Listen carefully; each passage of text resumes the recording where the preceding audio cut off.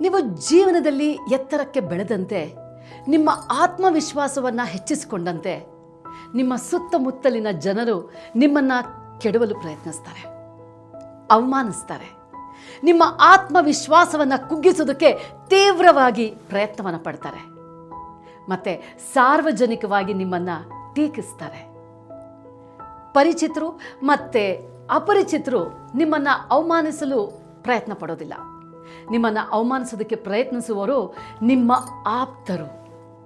ಆದ್ದರಿಂದ ಅದನ್ನು ನಿಭಾಯಿಸೋದು ಇನ್ನೂ ಕಷ್ಟಕರವಾದ ಸಂಗತಿ.